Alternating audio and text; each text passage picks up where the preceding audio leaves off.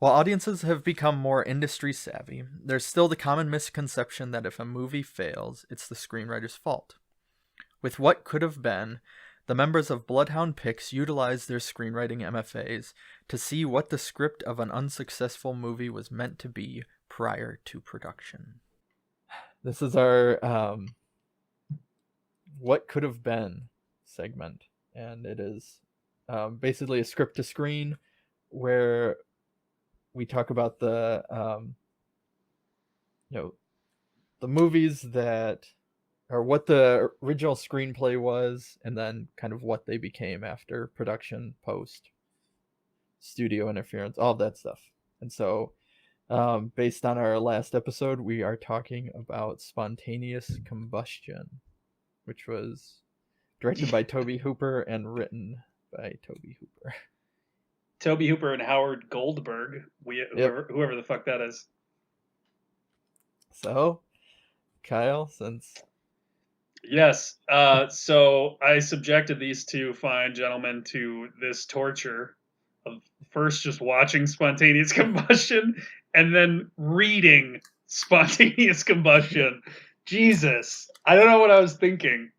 So I think we've discussed this obviously already, so we all know that this is a failure of a movie in most respects, and it's interesting to me in terms of what it could have been. I was watching some guy's review of it on YouTube, and he put into perspective, I think, why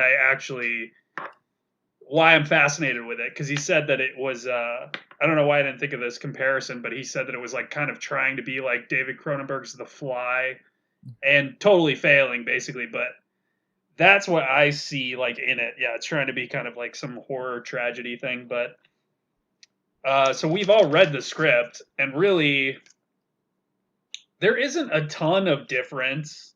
Some of the problems that we mentioned, like characters dying off screen who we've never met, are still there in the script. There is like some more exposition and explanation, and I definitely think some of the like shitty effects. I mean, there were some good effects, but there are some like, I know we were talking about the ending where he's like melting into the ground, and you're like, what the fuck? At least in the script, you read that and it's explained what's supposed to be happening, even though they didn't fulfill that potential. I think it's interesting to look at in that respect, though, because you can see how at least some of the stuff kind of worked on the page. Some of it was better, and then you see how, oh wow, this was like they didn't have enough money, or I don't know what happened. But yeah, we'll turn it over to you guys. Okay.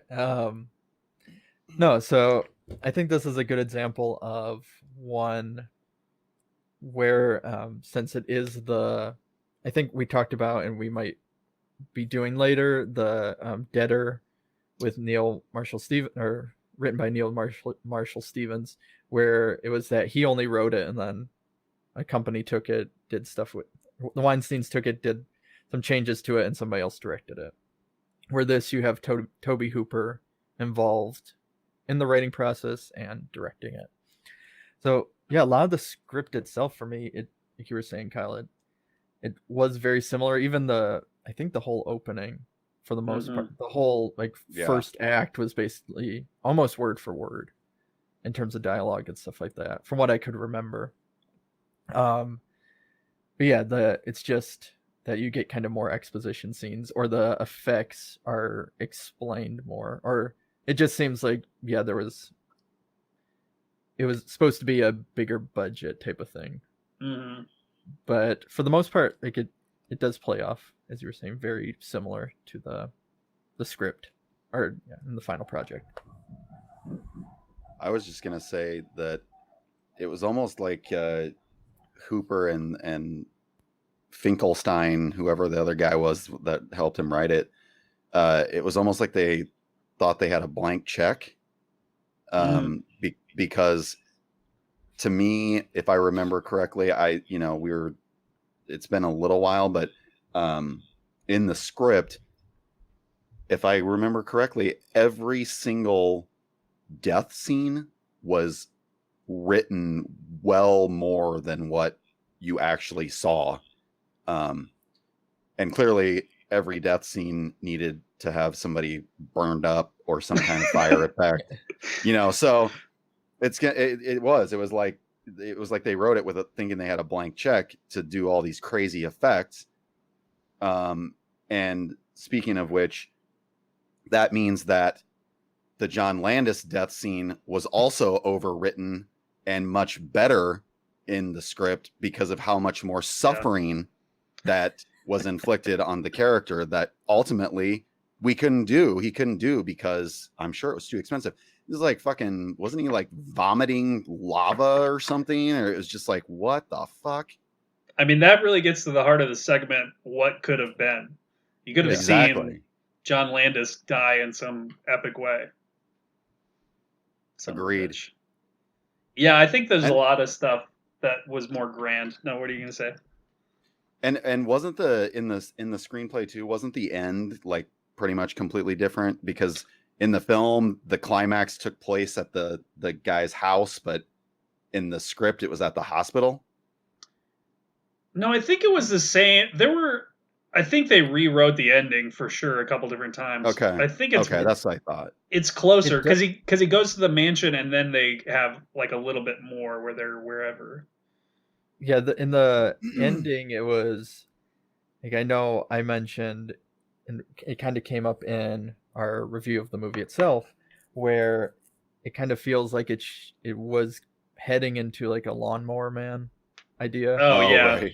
Where the ending of the script was like he acknowledges that he's in the circuit, or like he's one with the city or something like that. Which and there was that in the script more. Yeah. Where he's like calling her and stuff. And she watches him on like the power line, or like electricity coming down the power lines towards her, or something weird like that. Yeah. And it's like, no, dude, it's fire. It's not electricity. And Hooper's just like, I'm trying to do coke and drink Dr. Pepper and make a movie, Josh. And I really like Shocker. Yeah, it's definitely not as good as Shocker, or has consistent. Dude, there are not many things that are as good as Shocker. Yeah. Is that your favorite Wes Craven, Josh? It might be. What's your favorite Wes Craven, Craig? People Under the Stairs. Yeah. Probably Nightmare on Elm Street, but yeah. Nightmare on Elm Street's good. Yeah, I mean, they're all good, but yeah. Except Cursed. Yeah, dude, and that CGI in that movie. Oh God, yeah. Like a lot of other things in that movie does not age well. Did you guys see his Hills Have Eyes Part 2? No, I still haven't seen it. Oh my God. It's honestly one of the worst things ever made.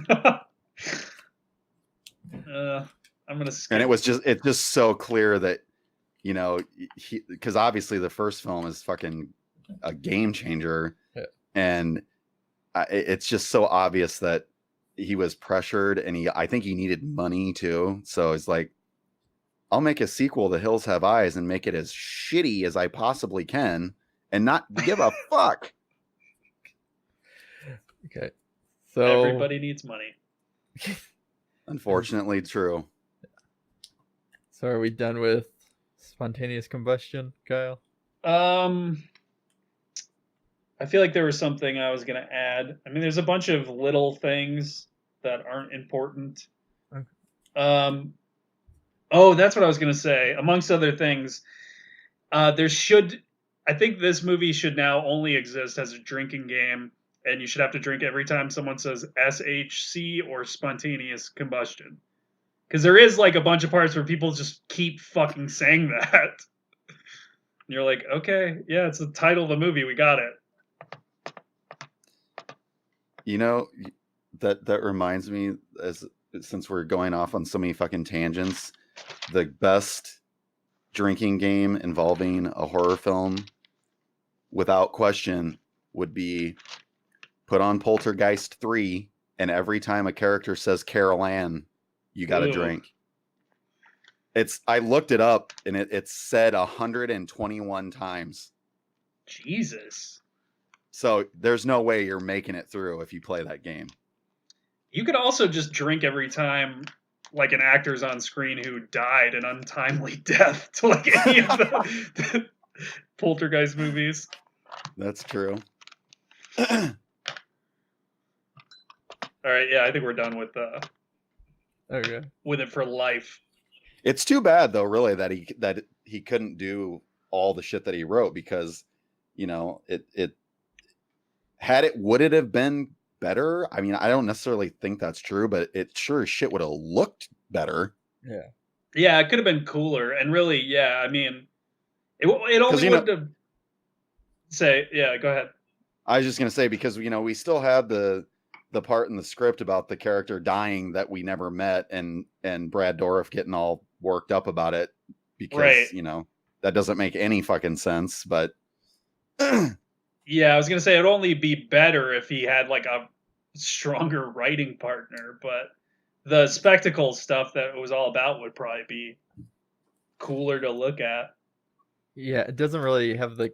I guess now that you said The Fly, I could see it a lot, but it doesn't have the character development that The Fly has. Not at all. Yeah. I think that's what it was trying to do, and it didn't know how to do it at all. Okay, so we are done with spontaneous combustion forever. Bloodhound Pix podcast is produced by Josh Lee, Craig Dram, and Kyle Hintz. Music by Raymond Seed. Audio editing by Kyle Hintz.